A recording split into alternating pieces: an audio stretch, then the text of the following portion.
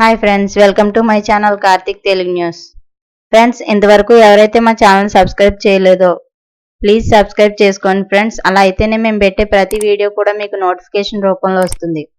అలాగే మీకు వీలైతే మా ఛానల్ ఒక లైక్ అయితే చేయండి ఫ్రెండ్స్. ఇక వివరాల్లోకి వెళ్ళినట్లయితే ఇవాళ వర్షాల గురించి ఒక ఇంపార్టెంట్ అప్డేట్ న్యూస్ అయితే రావడం జరిగింది. దీని గురించి మరిన్ని విషయాలు ఈ వీడియోలో తెలుసుకుందాం. ఉక్కపోతతో ఉక్కిరిబిక్కిరి అవుతున్న ప్రజలకు చల్లని కబురు అందింది. ఈ ఏడాది నైరుతి రుతుపవనాలు ముందుగానే ప్రవేశించనున్నట్లు భారత వాతావరణ విభాగం తెలిపింది. సాధారణంగా జూన్ 1 నాటికి రుతుపవనాలు పలకరిస్తుంటాయి. ఈసారి మాత్రం మే 27 నాటికే కేరళను తాకే అవకాశం ఉందని ఐఎండీ అధికారులు శనివారం ప్రకటించారు. గత ఏడాది మే 30న, 2023లో జూన్ 8న, 2022లో మే 29న రుతుపవనాలు దేశంలోకి ప్రవేశించాయి. ఇక ఈ సీజన్లో సాధారణం కంటే ఎక్కువ వర్షపాతం నమోదయ్యే అవకాశం ఉందని ఐఎండీ అధికారులు వెల్లడించారు.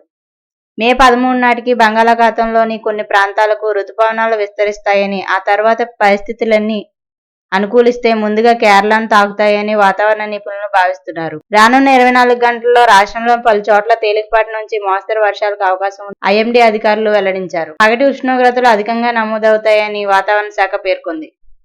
సో ఫ్రెండ్స్, ఇది update news. Thank you friends. Thanks for watching this video. Please subscribe.